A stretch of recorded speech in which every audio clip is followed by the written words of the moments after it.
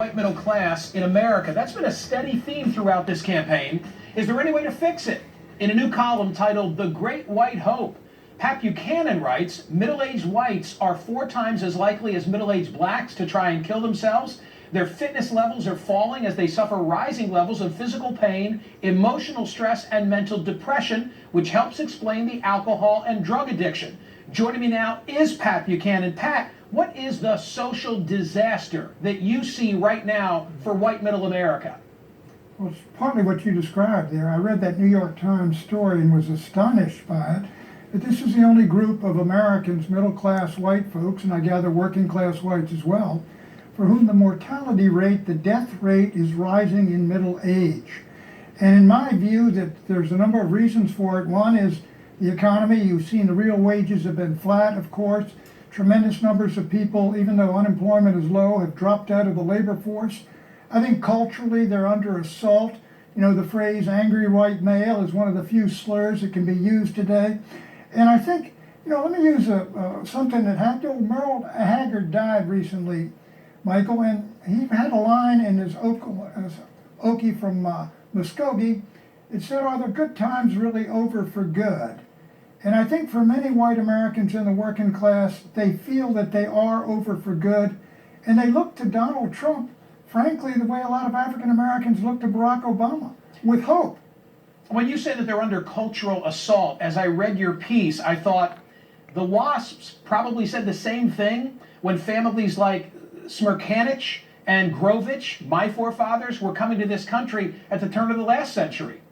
Well, no, Smercanich and some of my ancestors and the folks that came from Eastern and Southern Europe, they were under ethnic and cultural assault, I believe, in this country, and they rose up and they came into their own, and they came into the middle class. I don't think the WASPs really, to their credit, WASPs built America in the 18th century, but I don't recall them ever being under cultural assault. In the last line of your piece, and I'll put it up on the screen, you refer to Donald Trump as the Great White Hope, and indeed you said so just a moment ago. Are you helping or hurting him when you cast his campaign in those terms?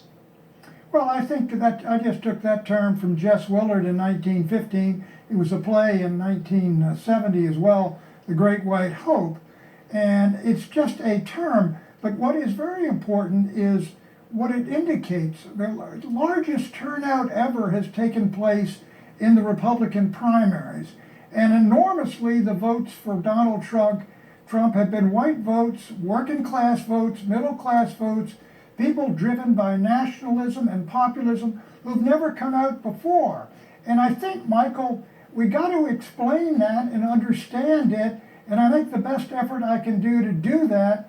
And I think, have the political correctness lines thrown at you on every line you use in the column, I don't think is helpful. But isn't Donald Trump stirring that base by pointing in the direction of the others and laying off the blame on them for what's going on among this core constituency?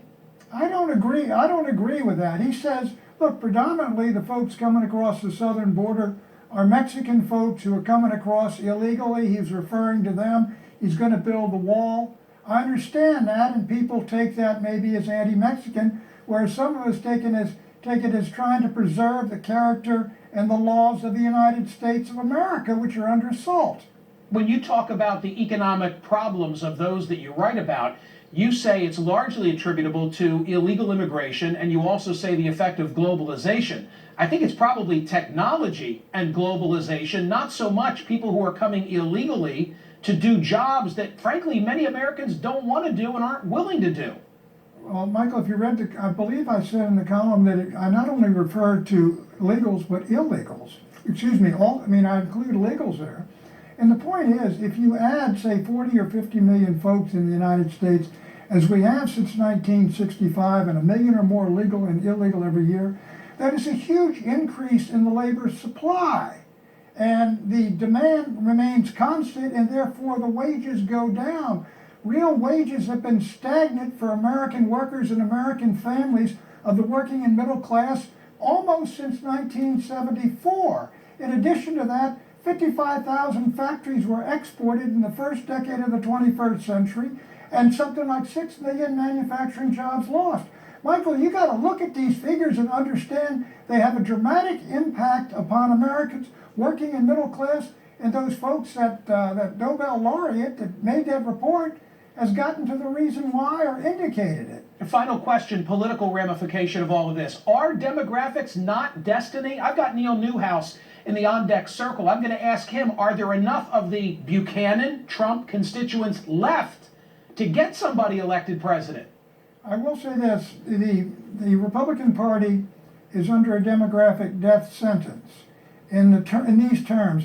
Even if you get, say, 60 to 65% of the white vote, which Nixon got and Reagan got, both of them winning 49 state landslides, when the white vote diminishes, it's now about 72% of the electorate, 63% of the population. As it goes down further and further, you're going to have to get Hispanic votes, you're going to have to get some more African American votes, and you got to get more Asian American votes, or quite frankly, the Republican Party is going to go the way of the Whigs. I wrote that in my book, Suicide of a Superpower. Pat Buchanan, have a good Memorial Day. Thank you so much for being here.